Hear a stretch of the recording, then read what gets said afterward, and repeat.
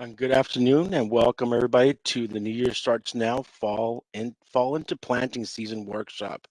My name is Juan Garcia, and before we get started, let's do a little bit of housekeeping. Um, let's see, I hope you were all super excited to be here because we are super excited to have you join us today. Once again, my name is Juan Garcia. I'm the Senior Landscape Specialist with the district. And let me just share a couple of housekeeping items, of course, with you. And just to remember throughout the event, you will notice that your microphones are already muted. This helps us to allow our video presentation to run smoothly and to avoid any distractions. During this workshop, you will have an opportunity to win one of our awesome water efficiency kits. There will be 3 questions within the presentation, so please make sure to listen carefully. We will provide you with instructions on how to send your answers, and every correct answer will then be entered into our random drawing for one of these lovely conservation kits. And I'm going to be talking about those kits a little bit later. Also, we'll be sending you an email which will include a link to the recorded presentation along with a list of our water efficiency kit winners and other important information. Once again, the workshop is being recorded. It is not recording any of the videos of anybody. It's just recording the video of the speakers or speaker, which is myself. So during the presentation, there will be a Q&A session at the very end. So definitely stick around for that. We do have some staff waiting nearby for able to assist us. Now let's see. So we have the staff managing the chat feature. So please submit your questions through the chat function. The best way to do this is to click on the drop-down arrow in the chat area of your screen. Choose everyone, then submit your questions. By doing this, it helps our team to ensure your questions are collected and answered properly. Should we have any technical issues during the workshop, you can always contact our help desk at 949-453-5656, and there'll be a representative there to be able to assist you with any kind of technical issues you might be having. So let's test the chat feature by having everyone type in what community or city you are joining us from. And remember to choose the everyone option when posting your comments. So let's try submitting some. See, so let us know where you're from or which community you're in. So let's start doing that during the chat feature.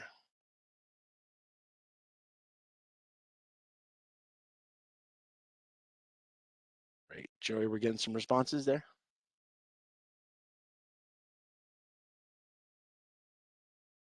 Looking good, one. Excellent. Okay, well, we have quite a bit to cover today. You know, I love this workshop, and many of you might that have attended previous workshops will recognize a lot of the material. One thing is, you know, we are, why are we saying fall into planting season? Well, you know, we are approaching that time where we're almost out of this summer completely, and we're starting getting into the fall months when it's actually the best time to start planting, and we'll talk about why. So it's actually, we're going to be talking about quite a bit of things from watering to the season, landscape cultural practices, or just things that we do to take care of our landscapes, a little bit of pruning. We're talking about climate appropriate plants and just tidbits of each of these subjects, because as the months move forward, we're going to have more and more workshops that are engaged on very specific topics. And of course, inspecting your sprinkler system. You know, right now is the time to really start getting on top of what we do with the landscape. You know, our landscape has gone through this hot heat. It's gone through some changes. Some plants are finishing up their flowering, while we still have plants that are flowering, just depending on the plants that we might have out there. So there's a lot of care that is required during this time of year. So that's what this class is really going to be focusing on, just to kind of get us ready for the planting season, which is coming up rather quickly. So, you know, I love to always have this part here in the beginning, because this talks about the importance of water need for the landscape. Because, you know, as you're well aware, we have water budgets that we hopefully we meet, and we'll talk about those as well. So when it comes to looking at our landscapes, you know, one thing I always recommend is, you know, to really consider, you know, how much lawn, how much grass do we really need? You know, how can we reduce our overall landscape needs?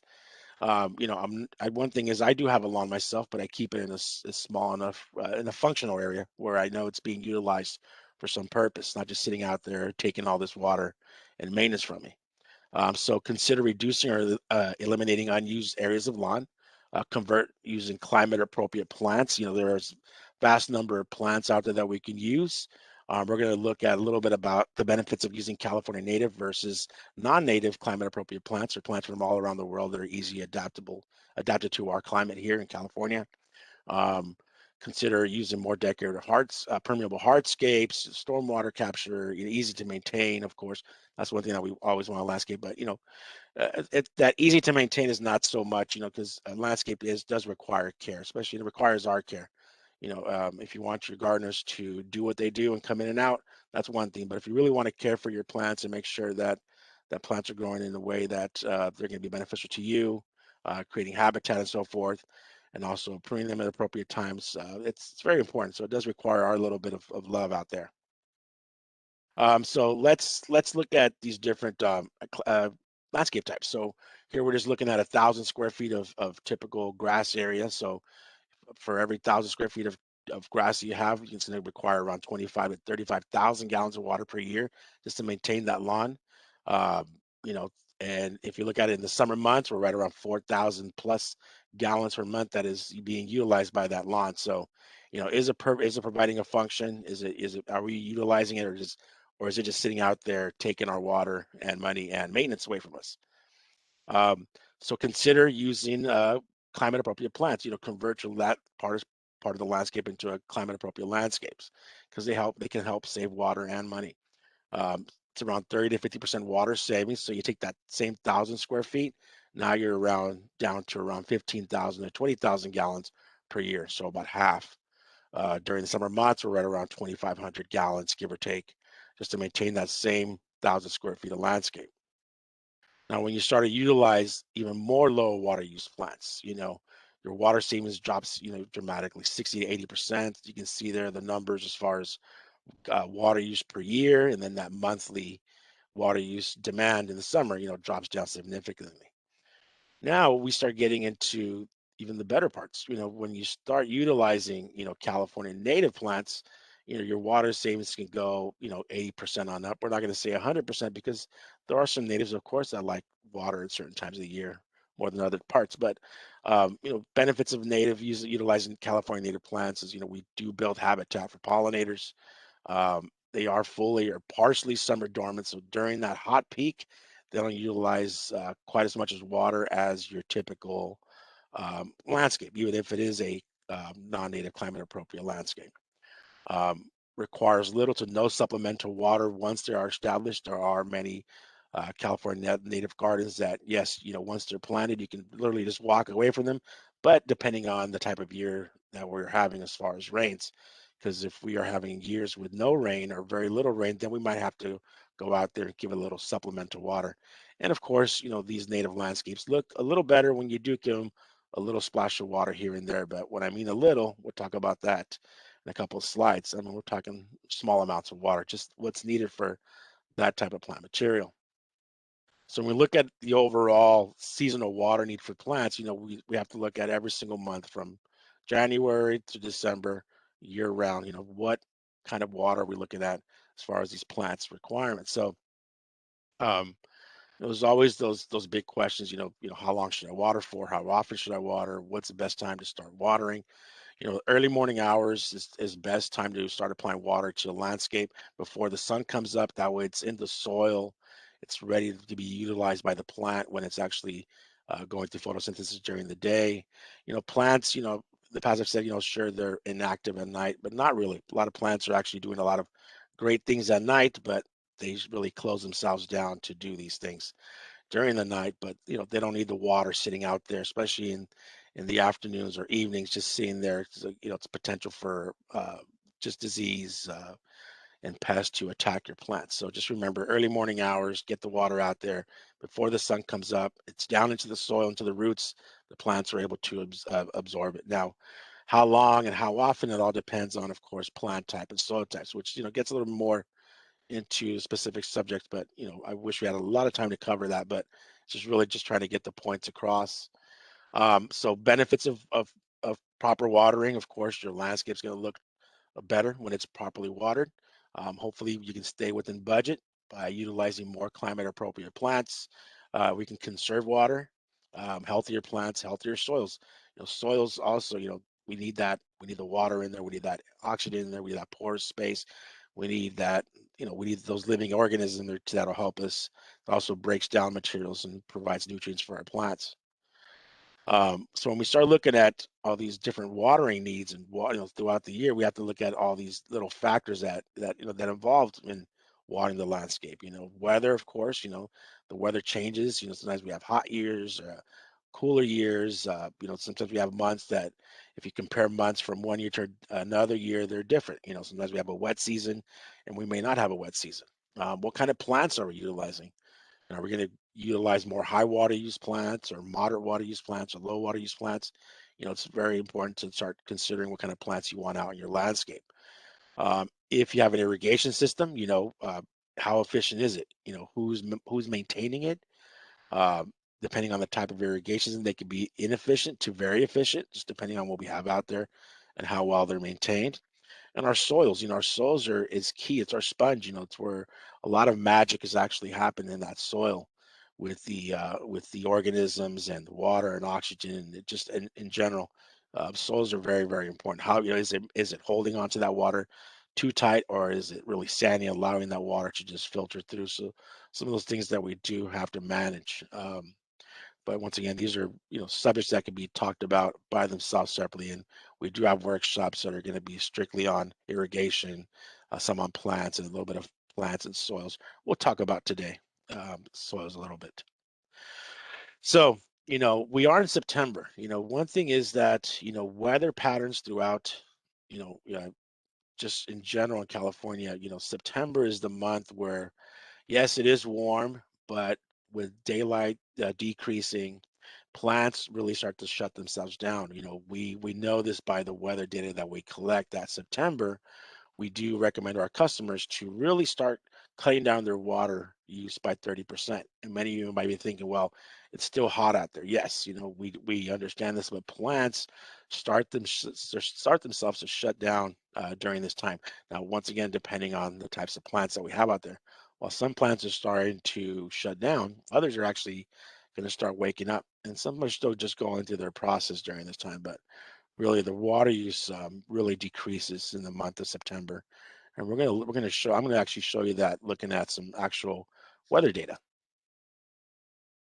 So when we start looking at weather, plants, and water relationships, we start, I don't want to get too confusing on this, but we categorize plants in these different water use classifications, whether they're high, moderate, or low, as you can see here by this chart. So this is the groupings that we put them in. And then based on their need throughout the year, we give them what's called a plant factor. All we're basically saying is a percentage of overall water needs that plant requires. So with high water use plants, they have a plant factor, we can say 0.7 or 0.9 or anywhere from 70 and 90%. But 70 and 90% of what? And that's what we're going to look at next. So we're talking about overall water use. So can we measure water loss of a plant? Sure, when there's always our marker plant that we use as far as looking at how much water a plant uses.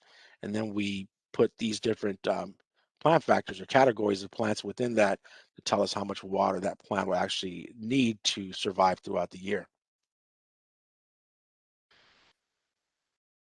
So when we look at plant water loss, there's a nice scientific name to it called evapotranspiration, or ETO, and it's basically just a simple measurement of how water is lost in the landscape. So here we have water loss, of course, when water sits, there's water being evaporated through the soil.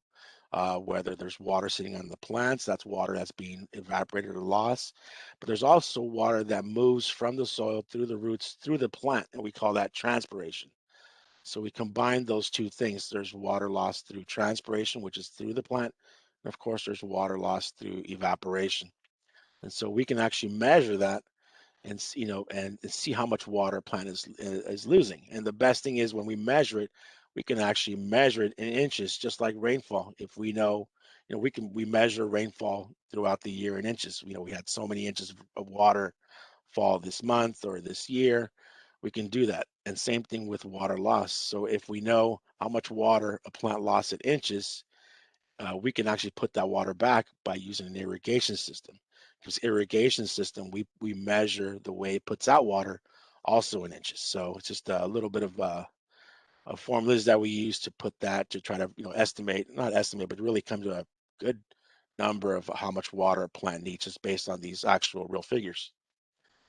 So many of you may be asking, so where do we get this weather data from? Well, we are very fortunate here at IRWD that we have our own weather stations. We have 3 weather stations within our service area that are constantly. So one thing is that those weather stations are sitting on the highest water use plant that we know for landscape, which is a cool season tall fescue grass. So those weather stations are sitting right on top of that grass, and it's measuring evapotranspiration, so water loss, every single day, every single week, every single month. It's just constantly being recorded.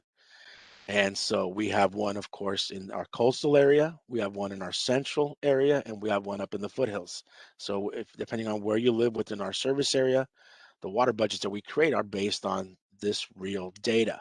So all those stations are just similar to this. This is actually a picture of our central weather station right here at the UCANR lab up on Irvine Boulevard. So it's measuring all all this information here, whether it's solar radiation, wind, temperature, and we can go on it and capture it and actually log it and measure it. And this is what goes into our water budgeting, into our billing systems. Now here, this is actually weather data. So this is actually, let's see, I took this weather data from, this is our 2020. So we had a full year of weather data for 2020. So you're actually looking at water loss from those 3 stations. The blue is our coastal. The green, well, there's a different hue. There it is our central. This one should be central here. So I don't know why it's a different color there, and our foothill station is right here. So you can see month to month, this is how much water in inches cool season grass lost. And if we go to our peak month, July here, let's look at central weather station measured around almost, if it was 5.81, so almost 6 inches of water loss throughout that entire month. Our central, we were almost at 7 inches of water loss. And our foothill, same thing, we were almost at that 7 inches of water loss. You can see that foothill station was a little bit even higher than our central weather station during that time of year. So this is actual real weather data. And so based on this weather data, we start to, this is one of those components that we start to create the water budgets for. Now, when we look at water need for plants, here, this little column here, you can see grass. So here's water loss for grass, as we saw in the previous slide. So 6.36. So when we give these plants these classifications of high, medium, low water use, once again, just remember that they are just simple percentages. So for high water use plants like a cool season grass, we're never going to give it back, all the water that it lost. We're only going to give it back 80% because it has a plant factor of 0.8. And so here we go. So in actuality, it's only going to get back around 5.09 inches of water of the entire 6.36 inches of water that it lost. And this is once again, this is enough water to keep that plant looking great throughout the entire year. And you can see with all these different classifications how much the water need really reduces throughout throughout these plant types. So for moderate water use plants, we're talking if you have a plant factor of 0.65, like a warm season lawn, St. Augustine, Bermuda, and so forth, it's going to only require a little over 4 inches. Here we have moderate water use plants, more like a Raphael lepis or Indian hawthorn, right around 3 inches. I believe this is ceanothus, right around 1.9 inches, so 30%. And then when you start utilizing plants with very low water use, you're only down to around 10% of a plant factor. You can see, just depending on what kind of plants you have out there, the water requirement, greatly differs compared to if you have, the more lawn you have, you're going to require more and more water. It might be tougher to stay within budget. The more water thrifty plants you have, you're going to be able to stay hopefully within our budgets. Now, one thing is when we do create the budgets, we understand that that not everybody's irrigation system is completely, 100% efficient. We know that there's some of them can be very inefficient. So we actually utilize some numbers. You can see for potable water accounts, we set the irrigation efficiency at 80%, and for recycled water accounts at 75. Now, that what that does is actually going to give you extra water. And let me show you this. And so I took those two same columns, and I'm just looking here at actual our water budgets for recycled and potable accounts. We're residential, so we're mostly going to look at this. And when we look at 100% water loss, our budget for potable accounts, it's a mixture of 60% uh, warm season grass and 40% moderate water use plants. So we take those figures, it's grouped together, and so we're right around 3.82 inches of water. But we're gonna, with that irrigation efficiency, you're gonna get that extra added piece. So you're gonna get that extra water to compensate for that inefficiency of the irrigation system. Now that's one thing. Is just our budgets are based on a climate appropriate, water thrifty landscape. Okay, well, that was quite a bit to say in the beginning, but here's question number one. So it's time for our first opportunity to be entered into a drawing for a water efficiency kit. Just give a quick description. Well, let me just give you a quick description of what we have here. So the water efficiency kit is going to come with a moisture meter, a rain gauge, hose timer, hose repair kit, and a hose nozzle. This is ideal for all our gardeners and landscapers out there. So question number one is, how many weather stations does IRWD have? And if you want to add more to it, like what are those 3 unique zones, that would be great. But please email your answers to RightScape at IRWD.com. Email them by tomorrow, September 16th at 5 p.m. We're going to be collecting those, and good luck on our drawing. Okay, and I'm sure Joy's going to be submitting the questions in the chat feature, so be on the lookout for that. So let's just move on. Well, watering to the bell curve. This hopefully makes sense because we just finished talking about a little bit of our water loss data that we collect from the weather station. So this goes hand in hand. When we look at watering to the bell curve, we're just basically going to water to the season. We're going to water to spring, summer, autumn, and winter. Look at all those unique seasons, and our watering practices should match with this. And but it's going to depend, of course, on the type of plants that we have out there. So water to the season. Do you wait until summer to hopefully start watering, depending on if we've had a dry winter and a dry spring, then that's something that we need to take care of ourselves. I know in times of drought or in times of very little rain, I've been our irrigation system out there watering by hand. Are we going to have some spring showers this year? We can only hope. So hopefully we will, which will help us reduce our water use outside. Just let the natural spring showers water our landscapes. So that's something that we should be aware of. So just remember that fall is the biggest time, September. This month, hopefully start to reduce your water use by at least 30%. Because if you remember those quick charts on water loss, you can see that big dip in September. That big dip always right around this time, where the evapotranspiration of even your highest water use plant, like grass, cool season grass, it starts to really decrease by 30% or more. And of course, if possible, try to turn off your sprinklers in the winter. And if you can water by hand, that's always a benefit as well. That'll help you conserve some water, because when you water by hand, it's easier to know how much water you're using, or not how much water you're using, but where your water is being utilized.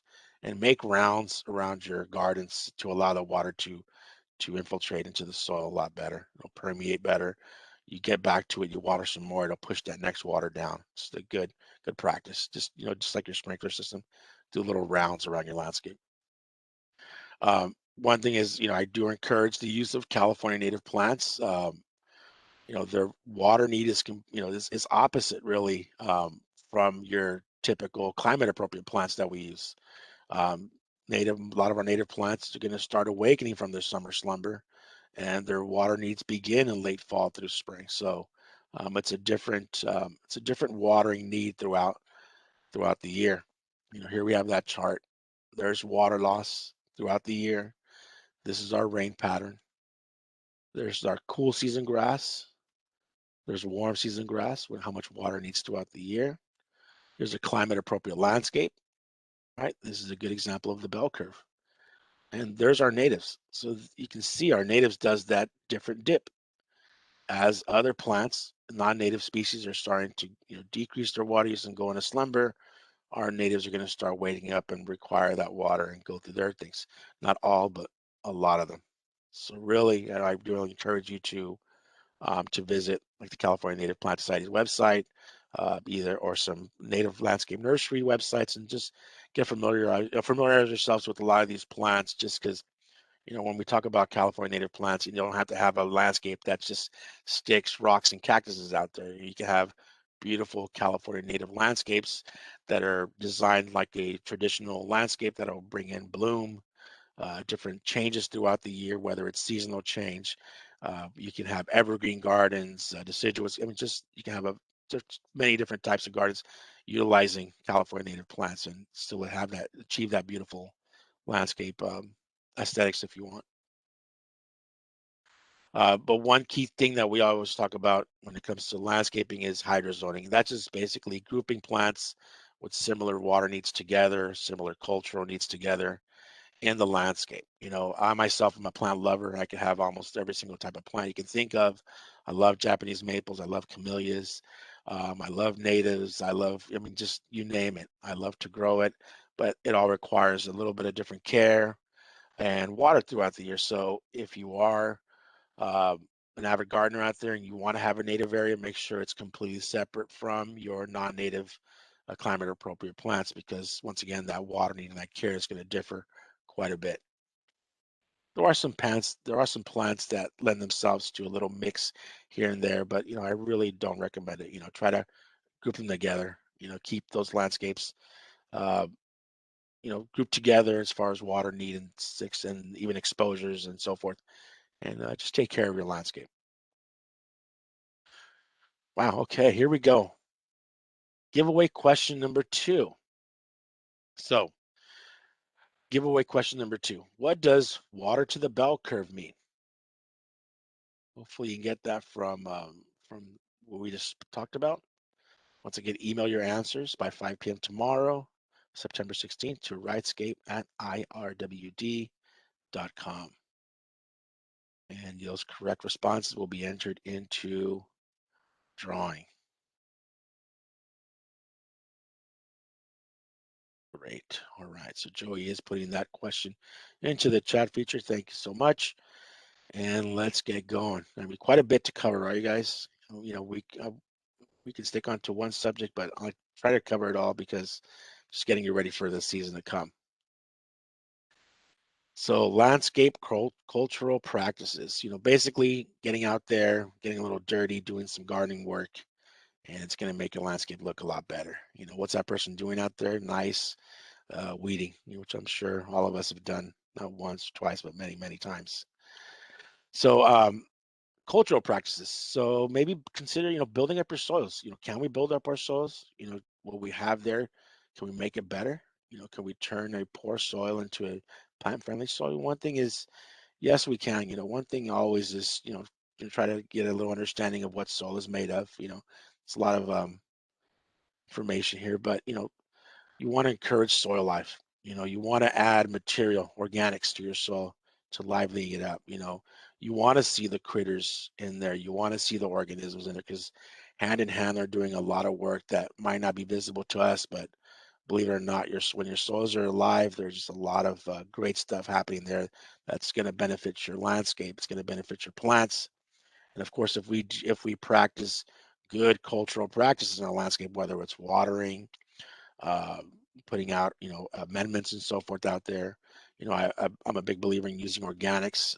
Can we use organic fertilizers and stuff out there? There's a lot of things just to be aware of and to learn and to hopefully utilize organic materials to to build up our soils and make them come to life. We need those little critters and fungi and bacteria that's out there, beneficial stuff. There's a lot of work being done in the soil when it's healthy.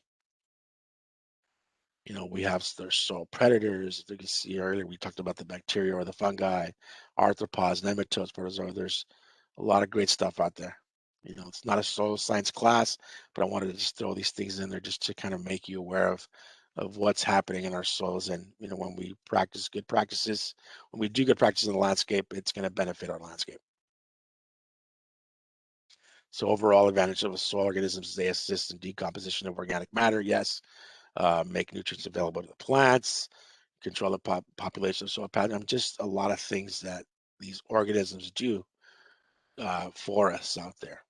Just the main thing is let's try to build up our soils. And one thing by building up our soils is to encourage soil life is I like to sweep back into my planters. When litter does drop down, organic material. It's easy to pick up and throw into the green waste, but you're getting rid of a lot of great stuff. Maybe consider composting it. I myself have a mulching blower where I can actually suck up off all that leaf litter debris, and it grinds it up for me. And I put that into my composter, but a lot of it I throw right back into the plant areas as a mulch. So instead of having to go buy mulch, hey, just grind some stuff up, throw it out there, create a nice layer of mulch around your bare areas so you don't have any exposed soil areas. Water appropriately and effectively. Once again, it actually provides oxygen to the soil.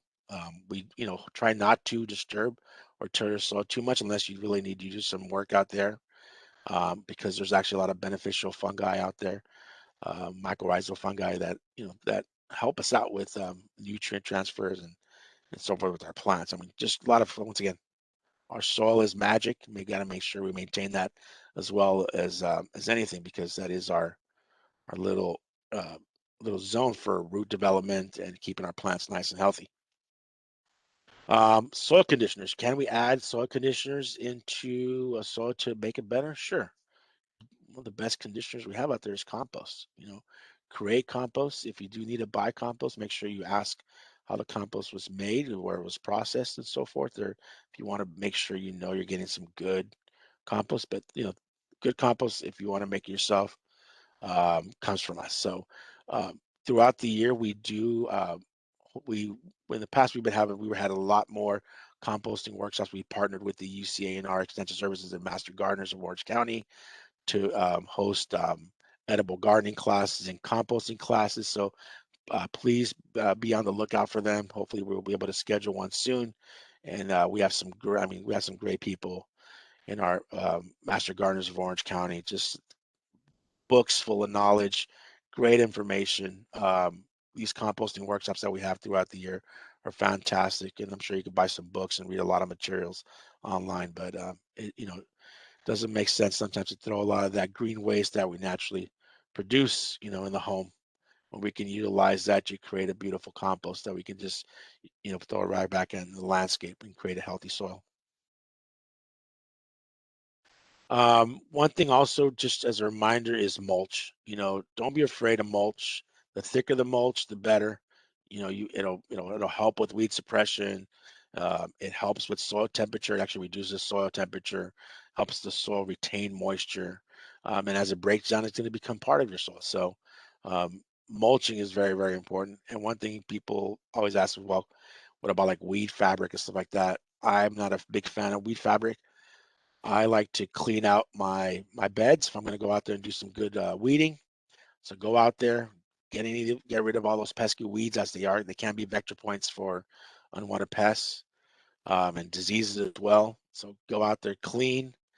And the best weed cloth or weed protection you can do is just stick good old black and white newspaper out there. After you're done weeding, lay down some, 4 or 5 sheets thick as your nice weed barrier, and get your mulch right on top. And there you go. You have some nice weed suppression. You're helping out by covering that bare soil.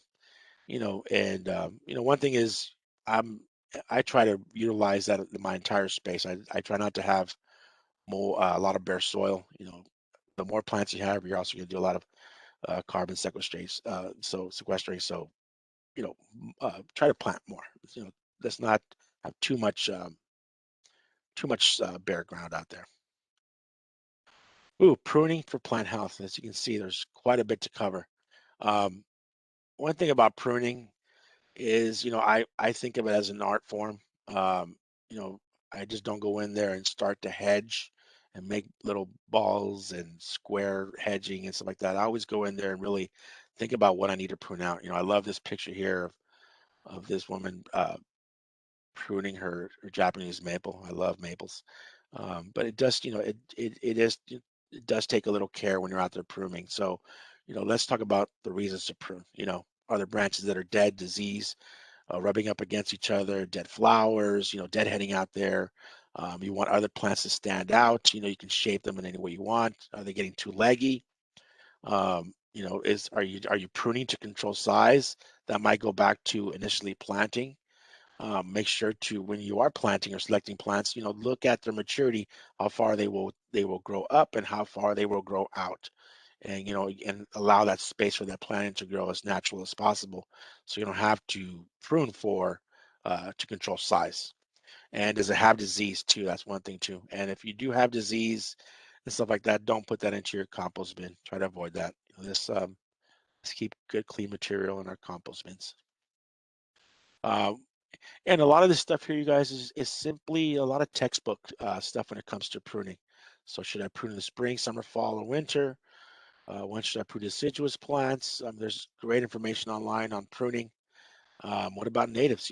Do they require any kind of different types of pruning? Well, it depends on what you're going to do with your natives. Some people like to collect seeds, so you want them to bolt into those seeds to mature. So, but if you want to get rid of stuff, you got to make sure you prune at the right times. And one thing with any kind of pruning you do, clean your tools. Clean tools means you're going to have a healthy landscape, because tools, it's an easy way to transmit disease and other bad stuff to your plants. So make sure they are clean. There's a lot of stuff, a lot of different formulas people use to go out there and clean. You can use vinegar to clean rust, oils, different oils like linen oils and other things to make sure they're working good. You want to clean before you prune, and of course you want to clean after you prune, or you care for your landscape, and then make sure you store them away in a nice dry area. Sanitize your tools, make sure they're nice and sharp, so you make nice clean cuts, and don't make any wounds that you don't need, because that can be easy points for a disease to attack your plants. Winter pruning, consider, when am I going to prune in the winter? Dormancy period is always one of the best times to start to prune, just depending on what you have. You can promote, better growth in the spring when everything starts to waken up and push out. Late winter, of course, is the best for deciduous plants to prune. Here's some more information on pruning flowering plants to enhance flowering. Um, you know, for plants that bloom in spring, prune when their flowers fade. Trees and shrubs that flower in mid to late summer should be pruned in winter or early spring. Once again, this is a lot of textbook stuff that you can find either in Western or other gardening books. Pruning, well, once again, I did talk about this already. Pruning should not substitute for good plant selection. Pruning begins at planting time, because you should start thinking about how big are these plants going to get. So, pruning does encourage growth. We prune to maintain plants, to whether encourage flowering or fruiting, and any kind of special forms that you might want. Pruning, the 3 Ds: remove dead, damage, and disease. That's really when we're supposed to be out there pruning. Trees, trees can get difficult when they start getting bigger. Just make sure, this little picture actually shows what we call the 3-cut rule. You can look it up, but for large branches, if you have to remove large branches or limbs, you want to do a first cut up about a third of the way up, and the second cut actually removes that limb, so in case this snaps, it doesn't peel back that layer of nice skin, because that stuff is magical. That's right there. It's your cadmium and your foam layers. And that's going to be exposed, and if that strips all the way down here, you're going to really have a bad time with your plants. So And then of course your third cut. This is, like I said, a lot of textbook stuff. Look up, there's great information online on a proper pruning techniques, and you're going to get a lot of information. Pinching, or tipping, this is going to encourage lateral growth. So when you tip or you pinch those tips, it's going to make that plant bush up more from the side. So it's a really simple practice to do when your plants are young if you want them to bush out more. There's summer pruning, but it's done very rarely. This is more for a lot of fruit growers to do this to control fruiting and size of plants. But you can read a little bit about summer pruning. I myself don't practice it, but it's something that can be done. And here are some pruning do's and don'ts. Plants, the more we prune them, especially really, really hard when we shear them, this is what starts to happen underneath that we don't see until the bare spots begin. And then it's a little too late, right? If you're hiring professionals to prune, make sure that they're licensed and they know what they're doing, because you don't want to get this out in your landscape, right? Here we have a tree that's been topped, it just looks horrible. These little twigs out there, and you're going to get a lot of sucker growth and weak limbs coming out from this. So this could become a potential hazard in the future. Also, too, I love palms. A lot of people, I see palms pruned out there really badly. Is you want to see the palm where it's open like a big fan. You want to see these fronds going down. One thing about, if you have palms out there and you're thinking about pruning them, create that horizontal line, and anything above you leave, and anything that's dripping below is what you prune out.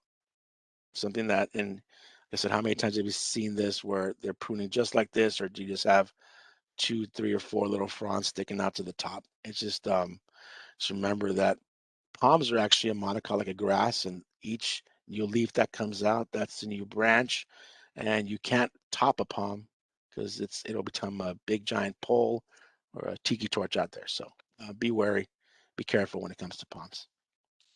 Okay, so I know in the next few months we are going to be having plant classes. So this is just kind of a tidbit about starting to consider climate appropriate plants, because it is, getting into planting season. So we talked about water need throughout the year. We talked about a little about soil care. We talked about pruning and cleaning up your garden and your landscape for the new planting season to begin. And we can start creating our plant list. Start looking at, well, what do I want to get out there? What kind of plants do I want to put in? Do I have anything that I need to move out to get rid of? Are they too old? Do I need to replace something? So a lot of work can go into a landscape depending on what you do. So um, consider the right plants for our climate. What are California friendly plants or drought tolerant plants or climate appropriate plants? Are there a difference between them? Sure there is. California, we have a beautiful Mediterranean climate. We're just not a desert, like everybody always says. We have different regions, beautiful regions of California, from coastal to woodlands. So utilize plants that are to our region. And one thing is, I don't have a slide for here, but there you can go to calscape.org and you can type in your zip code there, and it'll give you a list of all the native plants that are native. You can actually put your street address, and it'll give you a list of all the native plants that are native to your specific area. So great website to go to. Now, when we look at California friendly plants, so these are climate appropriate plants that are found, from around the world, that are well adaptive to our California climate. They are moderate water users. They do need summer water. And they are easy to adapt. Here we have crepe myrtles. I love crepe myrtles. Crepe myrtles, one thing is, when there's a lot of spray heads in the area, like these here, they can really easily get powdery mildew on those leaves and not look too good. California native plants, I can't say enough. Go out there, go to some great websites, the CNPS, California Native Plant Society's website. Go learn more about California native plants. Here we're looking at a horizontal spreading ceanothus, and there's the different species out there of ceanothus, different cultivars, but just everything from low growing ceanothus to tall, really big, giant ceanothus that can reach anywhere from 7, 8 feet tall. Just fantastic what they can do, and just the bloom alone. And they are evergreen. So when the bloom is not there, they'll stay nice and green throughout the year. And then every flowering season, depending on which ceanothus you have, you'll just put on this big display of just beautiful, beautiful lilac-y, purplish, even some white blooms out there. Just gorgeous, gorgeous, gorgeous. And once again, the benefit of California native plants is, we are building habitat for our pollinators. They are fully or partially summer dormant, and they require little to no water once they are established. But a little bit of water throughout the summer months, whether it's one big giant splash per month on a cool day, it's gonna help them out. Okay, so we are winding down. This should be quick because this is just all about your irrigation system. So in a couple of weeks, we are having our sprinkler spruce up workshop where we're going to get really into this. You'll see these slides again, but maintenance is key. I can't tell you enough, especially this summer, they've been working hard. So it's important to do a little bit of an inspection. So, you know, inspect your irrigation system at least once or twice per month. Get your gardeners out there to check them, turn them on, walk through your property, and fix those issues. So here we go, right? Sprinkler fun or sprinkler waste? Oops, come back to. So here we have some very common sprinkler problems. Pressure is too high, a lot of high pressure. Sprinkler heads are too low. Well, these are, if you have high pressure, there are pressure regulating spray bodies, which is now a California state mandate to for any new landscapes that are going in or irrigation systems. If you have spray heads, they got to have pressure regulation, and we actually do have a great rebate for this for pressure regulating bodies right now. Sprinklers can be too low. Are you missing any nozzles out there? Do you have any broken lines? You can see you can waste as much as 40 gallons per minute, just depending on how big that line is underneath. Do you have cracked or broken sprinkler seals? Very, very common things that I see out in the field when we go out there and do irrigation inspections with homeowners. We see quite a bit of this. Worn, cracked, or broken seals, as you can see here, it's just about going in there and replacing them, getting a little materials. Tilted heads. Do you have clogged nozzles? Right? Are your sprinklers just throwing just overspray? Are they misaligned? Are they just out of the? Are they shooting out of arc? You might have irrigation broken lines out there. So once again, if you're interested in getting more into irrigation, we are going to be having our sprinkler spruce up class in a couple of weeks. So you can sign up for that, and we're really going to delve into irrigation a lot more. Plant interference, and of course, with all this comes runoff, pesky runoff that we don't want. Why? Because that runoff is picking up pollutants and other materials and taking it to our storm drains, and it's getting out to our watershed. So protect our watersheds, maintain your irrigation systems, make sure that water stays within the landscape as best as possible, so this doesn't occur. Okay, here is our last giveaway question. What are 3 benefits of inspecting your irrigation system? I should say, not you, but I've forgotten R there. But what are the 3 benefits of inspecting your irrigation system? And I'm sure that you can come up with more than 3, but 3 is enough. Please email your answers to RightScape@IRWD.com by tomorrow, 5 p.m. And I'm sure Joey's going to put that into the chat. So, woo, we are done. What a whirlwind. It was really quick, but I just wanted to make sure I covered as much as possible because we are getting into planting season. There's a lot of stuff we need to do out in the landscape. We can make our landscapes beautiful, vibrant, and low water use.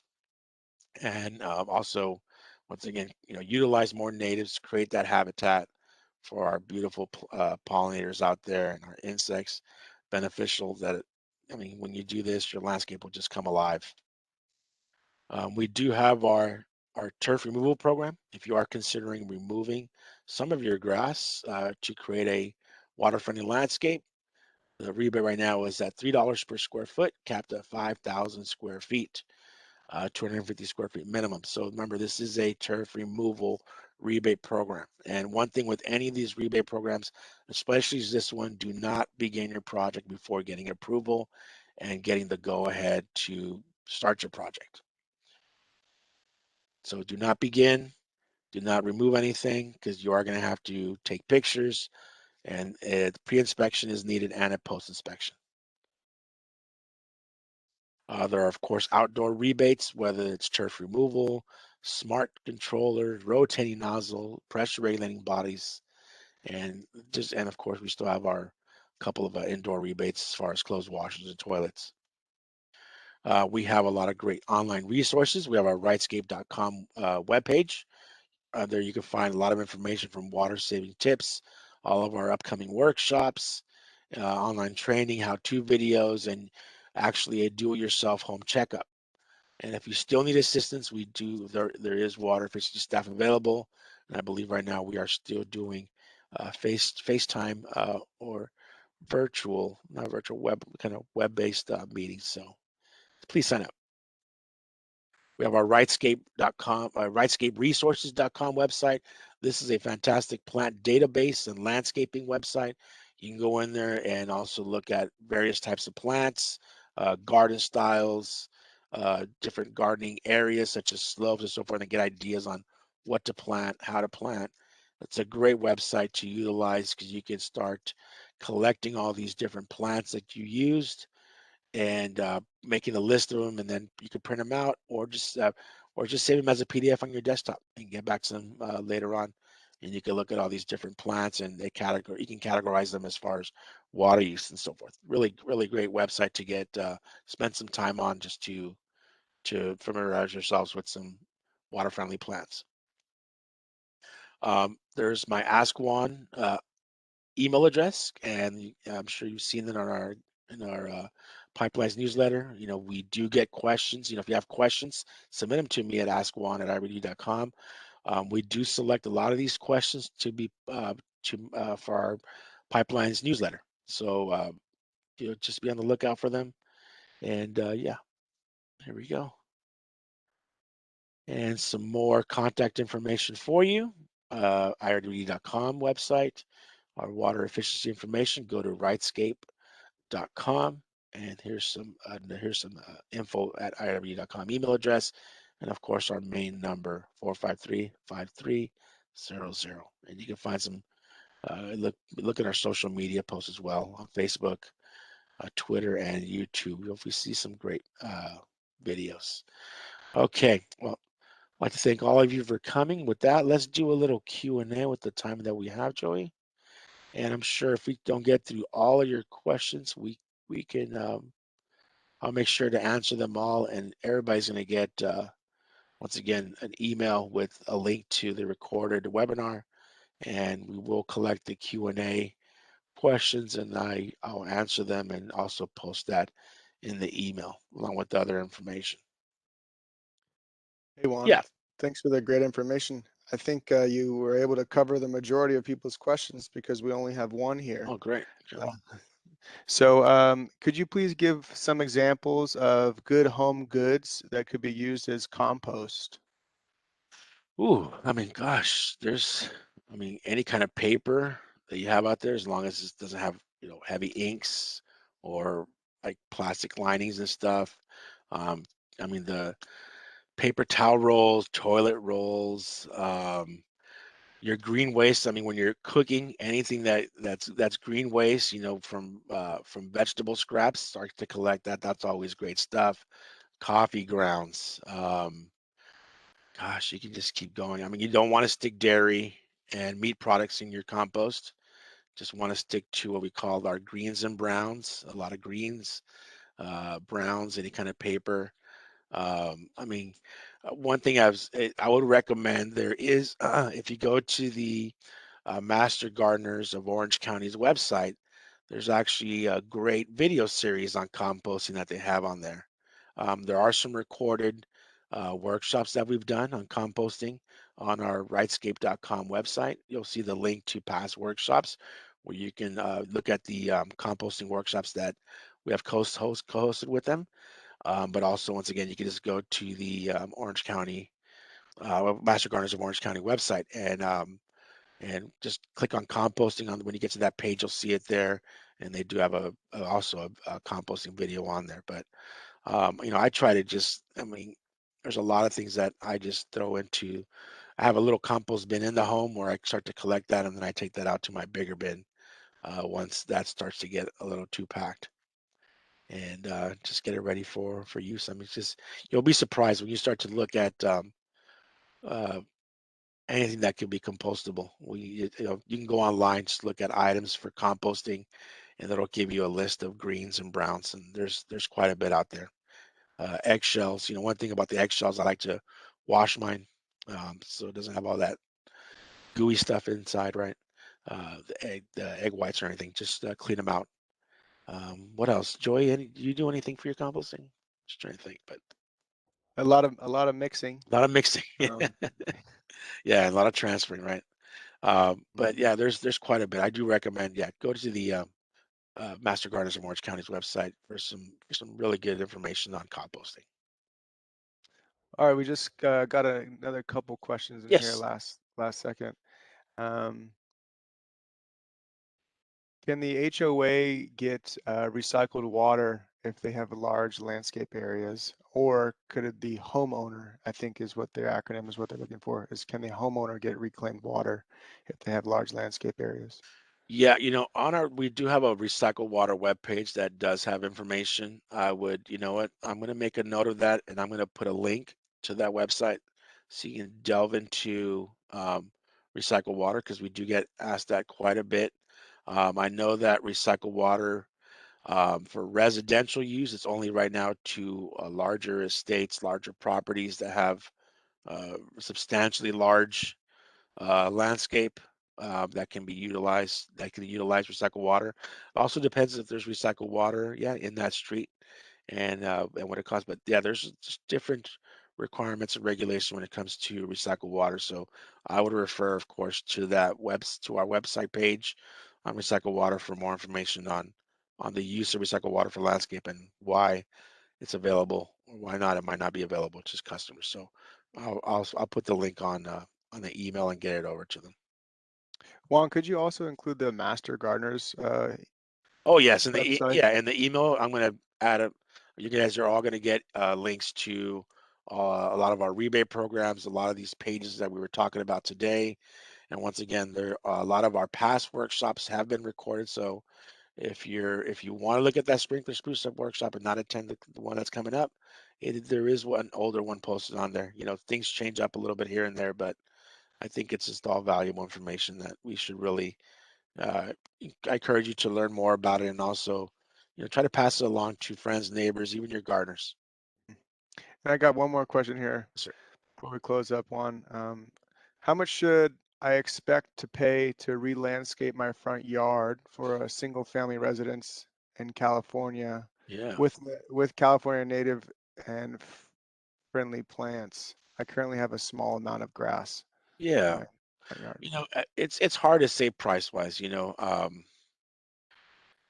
talking to different landscapers, designers, or contractors in general, it can cost anywhere from, maybe at the lowest, $6 per square foot on up, depending on what kind of materials you want. The more decorative hardscape materials, that's when you start getting really pricey. But it all depends on how much work needs to be done. You guys are looking at it kind of at a square foot price, really. The more plants, the more this, the more that. It's always on those little things that we might need. But on average, anywhere from $6 on up per square foot for nice landscapes. It could be even higher. I'm just kind of once again just estimating based on previous programs and just talking to different contractors and so forth, right around there. And that's all we have, Juan. Thank you. Okay, well, once again, thank you for joining us for the New Year Starts Now Fall into Planning Season Workshop. You can always, once again, look for future workshops at rightscape.com on our events and workshop pages. Thank you, Joey. Thank you, Melody, for helping out, of course, and thank you everybody for joining us. Look forward to seeing you at future events. Thank you for your time.